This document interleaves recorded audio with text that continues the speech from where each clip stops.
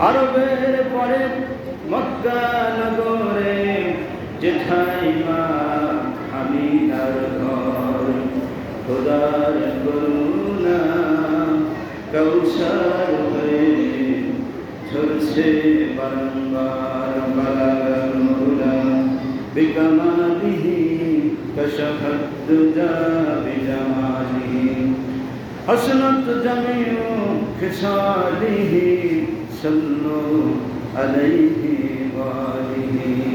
দোলে শিশু দোলে আদো আদো বলে লা শারিকাল্লাহর সুর ভাসে, যেন সরসিনীর কোন কোন ফুল ভাসে। বালাগাল হুদা বিকামালিহি কশফত দুজা বিজামালিহি হসনত জামিউ খিসালিহি সাল্লু আলাইহি ওয়ালিহি। সম্মানিত উপস্থিতি, আজকে আতিশয্যার দোয়ার অনুষ্ঠান উপলক্ষে সালাতুল জোহরের নামাজ আদায় করে আমরা বসতে পেরে সকলে আল্লাহর দরবারে শুকরিয়া আদায় করতে পারি, আলহামদুলিল্লাহ। দুরূদ সালাম মানবতার মুক্তির শাহীদ জাহানের কান্ডারি সাইয়্যিদুল মুরসালিন ফরমানের প্রতি সকলে বলি সাল্লাল্লাহু আলাইহি ওয়াসাল্লাম। আত্মার মাগফিরাত কামনা করি মুজাহিদ ভাইদের জন্য, সকলে আল্লাহুম্মা আমিন। সবাই ভালো আছেন? আমি আপনাদের দয়ায় ভালো আছি। সবাইকে মোবারকবাদ। আবার সুন্নাত সালাম জানাচ্ছি, আসসালামু আলাইকুম ওয়া রাহমাতুল্লাহ। আল্লাহর প্রশংসা যে আল্লাহ আতিশয্যা নানাকে যে কি সুন্দরভাবে তাকে নিলেন, অর্থাৎ প্রতিদিন মাগরিবের নামাজের পর থেকে ঈশা পর্যন্ত আমার কাছে থাকতেন। আমরা এক জায়গায় বসে আমরা সংবাদ দেখতাম। ঈশার নামাজ হলে উজু করে নামাজ পড়তেন। তো এই একই জায়গায় দুজন থাকতাম। তো আমার খুবই একা একা লাগে। এখন আমি যে কয়েকদিন একাই আছি, মনে আমার খুবই কষ্ট লাগে যে আসলে দুজন এক জায়গায় থাকলে একটা সঙ্গী আমি হারালাম। আল্লাহ তাকে জান্নাতবাসী করুক, সেটা আল্লাহুম্মা আমিন। আর সামাজিকতার দিক থেকে, মানুষের আশা লেনদেনের দিক থেকে ভালো ছিল, তাকে কেউ খারাপ করতে পারে না। পারিবারিক দিক থেকে হোক, সমাজের দিক থেকে হোক, ব্যবসা বাণিজ্য, সংসার ধর্ম আসলে ভালো ছিলেন। আল্লাহ এই ভালোটাকে কবুল করে তাকে জান্নাতের মেহমান বানায়, সকলে আল্লাহুম্মা আমিন। আল্লাহ সুবহানাহু ওয়া তাআলা অশেষ কৃপায় যে মানুষকে যখন আল্লাহ কোনো দয়া রহমত করতে চান, তখন প্রথমে বৃষ্টি দেন। তো বৃষ্টি হচ্ছে, আমরা অনেকে মনে করছি যে আজকে মাহফিলটা হচ্ছে আসলে বৃষ্টিটা দেয় আমাদের ক্ষতি করলো। আসলে না, এটা আমাদের কল্যাণ হবে। বৃষ্টিটা হচ্ছে আমাদের কল্যাণ হচ্ছে। পশু পাখি কীট পতঙ্গ, আমাদের বিভিন্ন ফসল ভালো হবে। আল্লাহ যেটা করেন সেটা কল্যাণই করেন। এই জন্য আর একবার শুকরিয়া, আলহামদুলিল্লাহ। এরপরে আল্লাহ যদি মানুষের প্রতি দয়া করেন, গ্রহণ করেন, তাহলে আল্লাহ মানুষদেরকে বিপদ দেন, রোগ বালাই দেন। তারপরে যদি আল্লাহ মানুষের গ্রহণ করে, তাহলে আত্মীয়-স্বজন পাঠান। এভাবে কয়েকটা স্তর আছে, যাতে করে আল্লাহ মানুষদেরকে বিভিন্ন গুনাহ থেকে ক্ষমা করে নিয়ে নির্বিচার বান্দা হিসাবে মানুষদেরকে আল্লাহ কবুল করতে পারেন। আজকের এই দোয়া মাহফিলে আমরা এসেছি, এখানে আমাদের গুনাহ ক্ষমা হবে। যারা আমরা মাইকে আওয়াজ শুনছি, দ্রুত আমরা মসজিদে চলে আসি। আমরা এখনও 3 মসজিদ থেকে আমরা কোনো ইমাম বা মুসল্লিদেরকে পাচ্ছি না। পাশাপাশি দক্ষিণ পাড়া আতিশয্যার দোয়া অনুষ্ঠান শুরু হয়ে গেছে। আমরা এখনও গ্রামের অন্য মসজিদ থেকে কোনো মানুষের আসার ভাব দেখছি না। আমরা দ্রুতই মাহফিল শেষ করে দিব, কিন্তু আপনাদের উপস্থিতি আমরা চাই। দ্রুত আপনারা চলে আসেন। 2টা বেজে গেছে, কত সময় লেট করা যায় বলেন? এই জন্য আপনারা দ্রুত ছাতা নিয়ে চলে আসেন। বৃষ্টি কিন্তু এখন কমে গেছে, বৃষ্টি এখন আর পড়ছে না, সীমিত অল্প অল্প পড়ছে। আপনারা দ্রুত মসজিদে চলে আসেন। আল্লাহ সুবহানাহু ওয়া তাআলা আমাদেরকে কল্যাণের জন্য সৃষ্টি করেছেন। ওয়ালাকাদ কাররামনা বানি আদম। আল্লাহ তাআলা বলছেন যে মানুষকে আমি কল্যাণের জন্য সৃষ্টি করেছি। তাহলে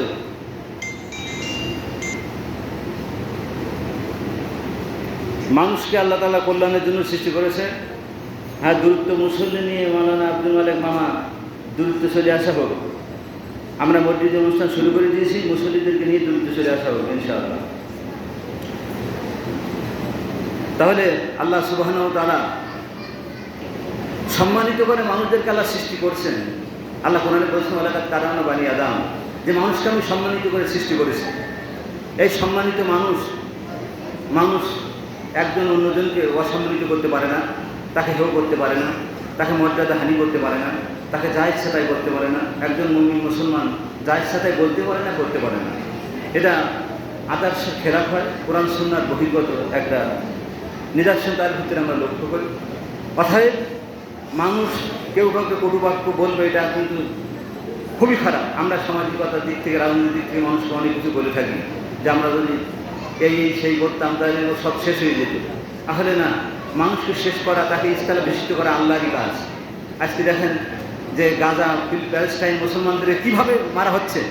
আল্লাহ সুবহানাহু ওয়া তাআলার অশেষ কৃপায় এই কয়েকদিন ইরান থেকে মিসাইল, ব্যালিস্টিক মিসাইল, ক্ষেপণাস্ত্র মারা হচ্ছে। মানে বহু ঘর বাড়ি পুড়ে তছনছ হয়ে গেল। ইসরায়েল সেই মৃত্যু বইয়ের মতো অবস্থা, গাজার মতো অবস্থা ইসরায়েল শুরু হয়ে গেছে। ওরা শুধু হাসতো যে হায় আল্লাহ, যে আমরা মারছি, ওদের তো প্রতিরোধের কোনো ব্যবস্থা নেই। এখন ইসরায়েল বুঝতে পারছে প্রতি ঘাতে ঘাতে মিসাইল ক্ষেপণাস্ত্র ইরান মারার কারণে 1000 কিলোমিটার দূর থেকে মিসাইল মারছে ইরান, ডাইরেক্ট লক্ষ্যবস্তুতে আঘাত আনছে। আল্লাহু আকবার বলেন। তাহলে মুসলমান যদি এক হয়, কেউ লাগে না। এরপরে যেটা দেখলাম বা শুনলাম যে 4টি দেশ, রাশিয়া, চীন, উত্তর আমেরিকা, উত্তর কোরিয়া এবং আপনার পাকিস্তান ইরানের পক্ষে আছে। এই 4টি শক্তিধর রাষ্ট্র ইরানের পক্ষে আছে। তারা একযোগে সহযোগিতা করে, মানে এক রাতে কয়েক ঘন্টায় ইসরায়েলকে গুঁড়ি দিতে পারে ইরান, এমন ক্ষমতা আছে। কিন্তু আন্তর্জাতিক একটা চাপ আসে, এই জন্য আস্তে আস্তে থাকা হচ্ছে। এই জন্য আল্লাহ সুবহানাহু ওয়া তাআলা, আমরা শুধু দোয়া করছিলাম, তাদের জন্য অর্থ পাঠিয়েছিলাম যে আল্লাহ তাদেরকে ক্ষমা করো। এই প্যালেস্টাইনকে মুক্ত করে আল্লাহ করেছেন বা করবে। এখন সেখান থেকেই আপনার রকেট হামলা হচ্ছে। গাজার থেকে ওরা রকেট মারছে, হুতিরা মারছে, চারদিক থেকে আঘাত হানা করইবে। ইসরায়েল এখন কুকু করে। আল্লাহু আকবার বলে। তাহলে আপনি আমি কাউ কিছু করতে পারেন, আল্লাহ রহমত হলে কিছু করা যায়। আর মানুষের যখন আল্লাহ সুমতি দেয়, তখন একটা বিরাট মানে কল্যাণ হয়। তো আকিনানা মারা গেল, তার জন্য কল্যাণ হোক, সেটা হলো এই যে তিনি মারা গেছেন একটা রোগজনিত কারণে, একটা টেনশনজনিত কারণে। এই মোড়ামুড়ি করো, দেখো আওয়াজ হচ্ছে না। হ্যালো। তাহলে এই একটা টেনশনজনিত কারণে, যে টাকা কোথায় রাখছে সেটা আমি জানি না। টাকা কোথায় হলো, বাড়ির তাহলে পরিবারে অনেক লোকজন থাকে। যে কোনো কারণেই হোক, একটা মাথার ভিতরে ব্রেনের চাপ পড়েছে, তা নিয়ে একটা টেনশন হলো। তার কারণে যার একটা স্ট্রোক হলো, যার কারণে সে পথে চলে গেল, সেখানে সাতক্ষীরায় আসার পরে লাশ হয়ে চলে আসলো। অর্থাৎ মানুষের যে বিপদ, আল্লাহ যখন মানুষকে কোনো কল্যাণ চান, বিপদ দেন। আর বিপদ হলো জান্নাতের লক্ষণ। আল্লাহ তাকে এই বিপদটাকে আপনার শাহাদাতের তামান্না হিসেবে কবুল করুন। চলে আল্লাহ আমিন। মানুষের শরীর থেকে যখন একটা ঘাম হয়, বের হয়, এর জন্য তার গুণাগুণ হয়। যখন চিন্তা করেন আপনি, এর জন্য গুণাগুণ হয়। আপনি হাঁটেন, ব্যথা লাগে, কষ্ট হয়, এর জন্য গুণাগুণ হয়। আত্মীয় আসে, আপনি বাজার করেন, টাকা দেয়, আপনার মনে কষ্ট লাগে, এর জন্য গুণাগুণ হয়। অর্থাৎ বান্দার প্রতিটা কাজে যখন সে মেহনত করে, আল্লাহ তার গুনাহ ক্ষমা করেন। আল্লাহু আকবার বলেন। মরণের সময়ও কষ্ট হয় একটা ইমানের লক্ষণ। তবে অন্য বর্ণনা আছে যে মরণের সময় অনেকের যারা জীবনভরে আকাম কুয়াম করেছে, মরণের সময় তারা খুব হাসতে হাসতে কর্মপুত্রটি মরে। এদেরকে দুনিয়ায় ওই শান্তিটা দেওয়া হয়, পরকালে আর পাবে না। কিন্তু যারা মরণের সময় আসলে শান্তি পায় না, কষ্টে যায়, এদেরকে বর্ণনা আছে যে পরকালে তারা শান্তি পাবে। তো আমি আজকে দোয়ার অনুষ্ঠানে বলবো, সামনে আর যাবো না। মেহমান আসে বাইরে থেকে, কথা বলবে। আমি তো প্রতিদিন কথা বলি, এই জন্য মোটেই বেশি বলতে চাচ্ছিলাম না, যেহেতু মেহমানদের কথা শুনলে আমাদের ভালো লাগতো বেশি। আমি তো সব কথা বলে থাকি আপনাদের। আমার সাথে সুন্দর কথা তাদের মুখ থেকে আমরা শুনতে পেতাম। আল্লাহ সুবহানাহু ওয়া তাআলা কোরআন বলেছেন, ওয়াকাদা রাব্বুকা আল্লা তা'বুদু ইল্লা ইয়্যাহু ওয়া বিল ওয়ালিদাইনি ইহসানা। অর্থাৎ তুমি তোমার পিতামাতাকে সম্মান করো।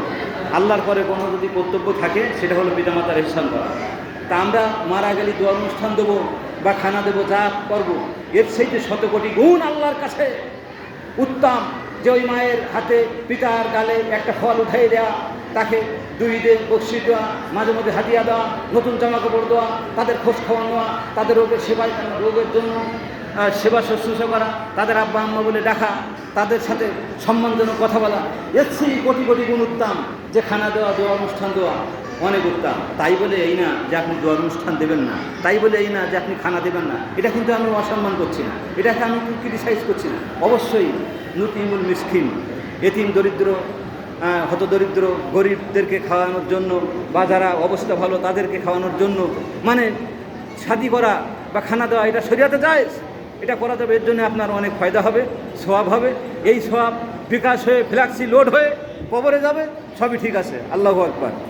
আল্লাহ সুবহানাহু ওয়া তাআলা আমাদের সবাইকে কল্যাণ ও শুভবুদ্ধির উদয় হওয়ার জন্য আল্লাহ আমাদেরকে মেহেরবানি করুন। আল্লাহ আমাদেরকে সঠিক জাদা দিন। সকলের সুস্বাস্থ্য কল্যাণ কামনা করে আমি শেষ করছি। বাইরের আমাদের গ্রামে আরও যে 3টি মসজিদ আছে, সেখানে ইমাম মুসল্লিদেরকে আমি পাচ্ছি না এখন। দ্রুত আমি আহ্বান জানাচ্ছি যে আপনারা যারা আছেন দ্রুত দক্ষিণপাড়া জামে মসজিদে চলে আসেন। আলোচনা কিন্তু প্রায় 20 মিনিটের মতো হয়ে গেল। তাহলে দ্রুত আমরা সকলে চলে আসি। আমরা কিছুক্ষণ কথা বলেই আমাদের দুপুরের যেটা তাবারক আছে এটা আপনাদের পরিবেশন করা হবে, কিন্তু আপনাদের সকলে উপস্থিতি ছাড়া তো আমরা শুরু করতে পারছি না। আমার আলাইনা আল্লাহ বারাক। আসসালামু আলাইকুম ওয়া রাহমাতুল্লাহ।